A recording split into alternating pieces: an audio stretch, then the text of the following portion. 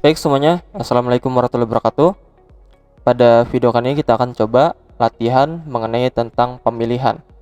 Dan nanti juga kita akan coba latihan mengenai pengulangan. Karena kita baru mempelajari pemilihan, jadi kita coba latihan pemilihan terlebih dahulu. Kenapa sekarang belajar latihan?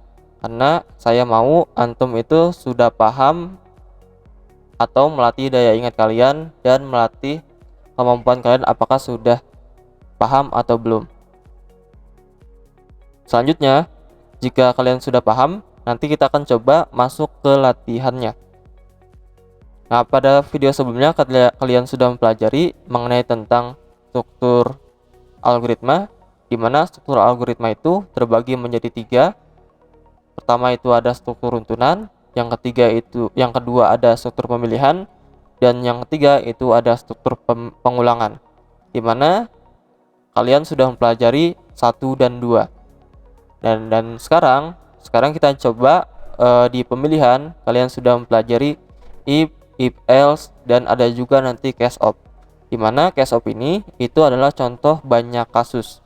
Tapi dengan kita menggunakan case of itu codingannya akan lebih rapi dan juga bakal gampang dilihatnya oleh orang lain ataupun kita sendiri sebagai programmer.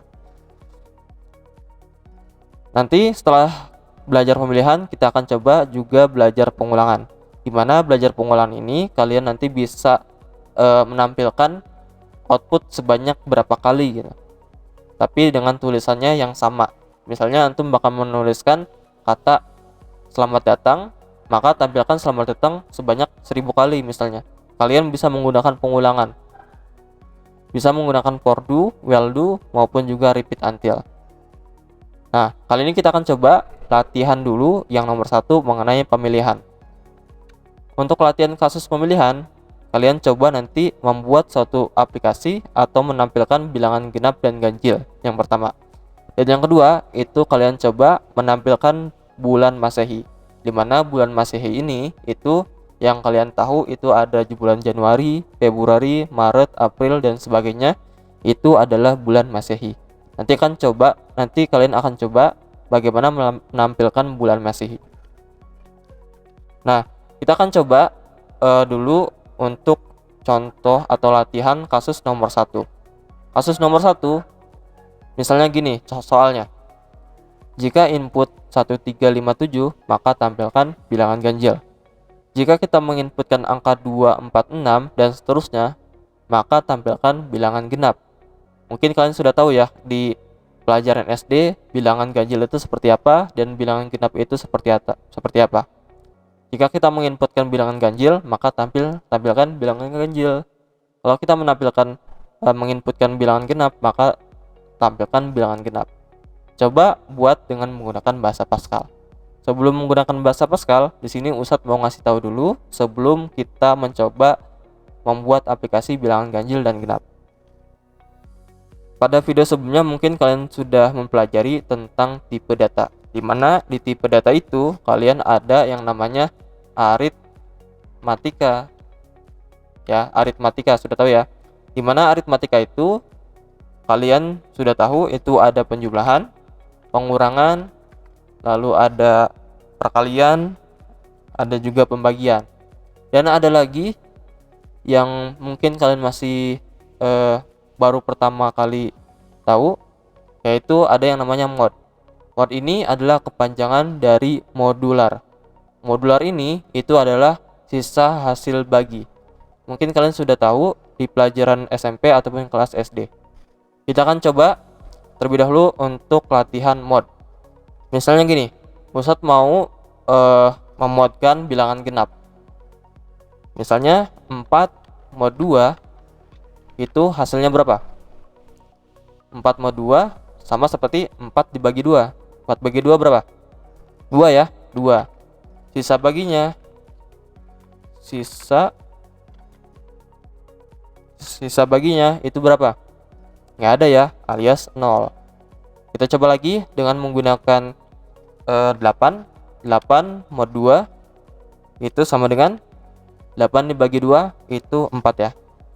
4, sisanya berapa? Sisanya 0, karena 4 bagi 2 ya udah 4, nggak ada bilangan desimal lagi, maka sisa baginya 0. Kita coba dengan menggunakan bilangan ganjil ya. Kita coba 5 mod 2 sama dengan berapa? 5 dibagi 2 itu 2,5 ya. Tapi setengahnya itu kalian anggap nanti aja dulu. Berarti 2 dulu. 2, sisanya berapa? Sisanya 1 ya. Karena 2 kali 2 4 dan tambah 1 menjadi 5 gitu. Selanjutnya kita coba yang 9 mod 2 sama dengan berapa? Sama dengan 4 ya. 4, sisa baginya berapa? 1. Nah, ini adalah cara menghitung mod atau modular atau sisa hasil bagi. Nah, dari sisa hasil bagi atau kita menggunakan mod, itu kita bisa membuat aplikasi atau menampilkan bilangan ganjil dan genap. Kalian perhatikan di bagian paling kanan sini, jika kita menginputkan angka 4 atau bilangan genap, maka hasil baginya itu 0. Ya enggak? Maka ini adalah bilangan genap. Jika hasilnya 1, maka itu bilangan ganjil. Sama ya. Kalau misalnya kita menginputkan bilangan ganjil, maka sisa baginya 1, itu adalah bilangan ganjil. Nanti kita coba di algoritmanya itu seperti apa untuk membuat aplikasi menampilkan bilangan ganjil dan genap. Kita coba terlebih dahulu ya membuat algoritmanya. Berarti di sini menampilkan bilangan ganjil genap. Selanjutnya kita buat dulu kamus sama algoritmanya. Nah, di algoritma kita coba ya. Pastinya untuk membuat suatu algoritma, kalian harus tentukan dulu nih, apakah kalian mau menggunakan secara langsung ataupun tidak langsung. Kalau secara langsung, berarti kalian menginputkannya secara langsung. Contohnya gini, angka titik 2 sama dengan 5 misalnya. Kalian mau menginputkan angka 5, berarti ini secara langsung. Tapi kalau misalnya secara tidak langsung, kalian menggunakan ini input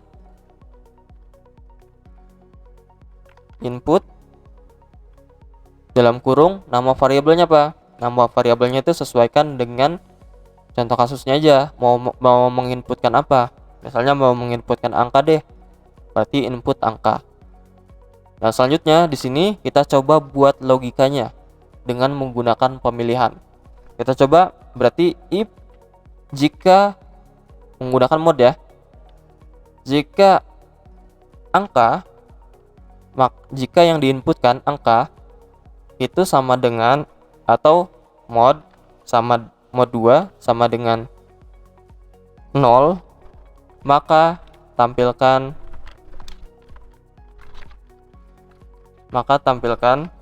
bilangan genap. Jika tidak, maka tampilkan sebaliknya. Output bilangan genap ganjil.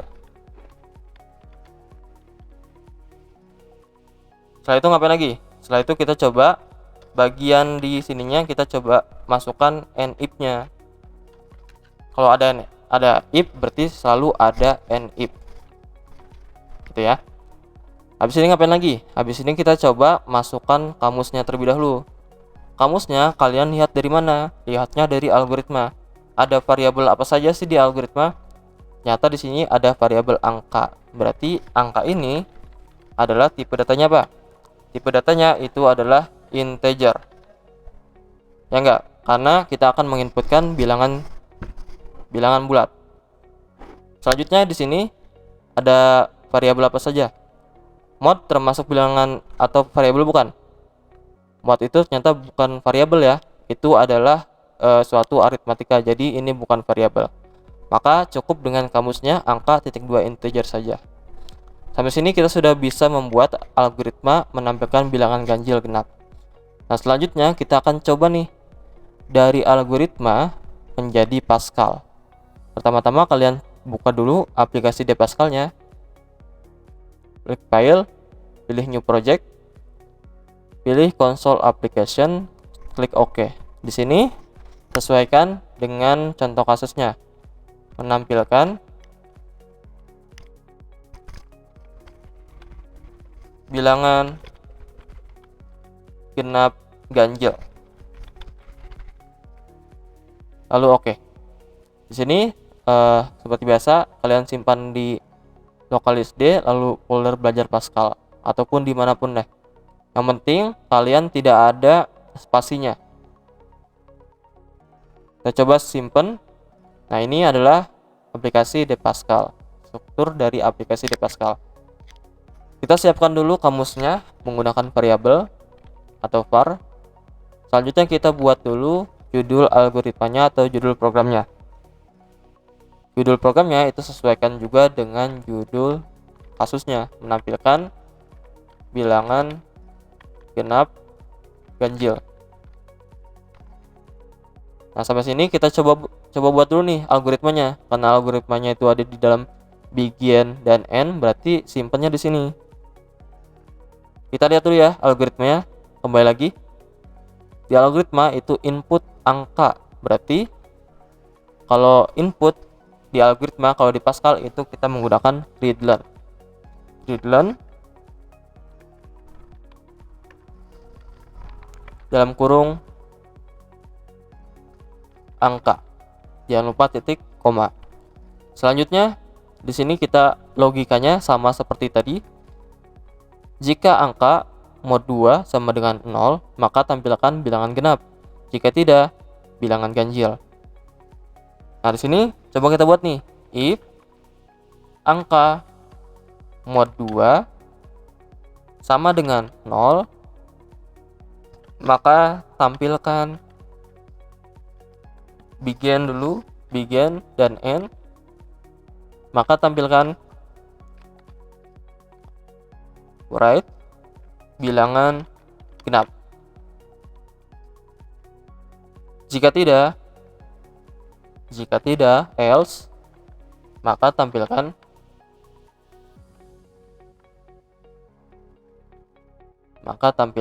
bilangan ganjil.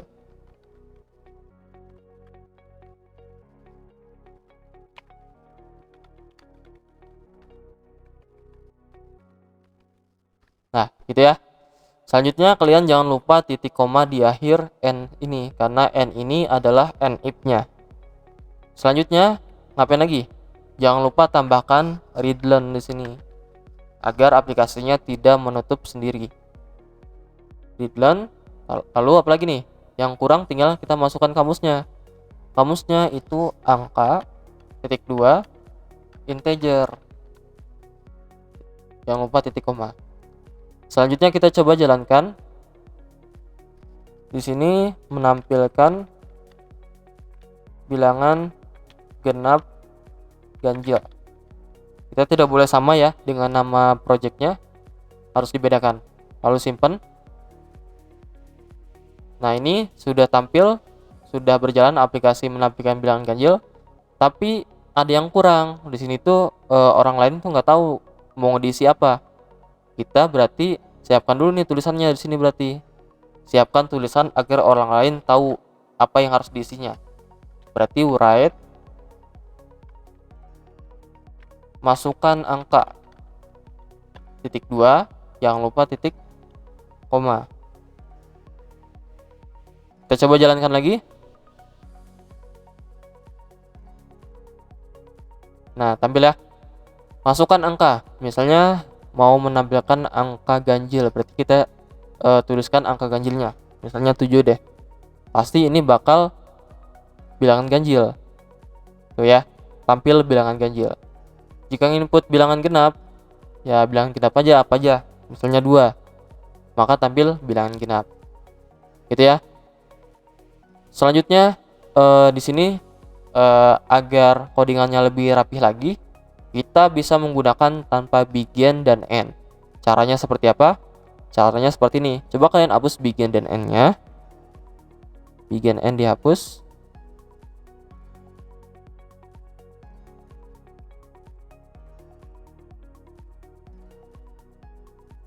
Ini dirapikan lagi. Jaraknya agar tidak terlalu jauh banget.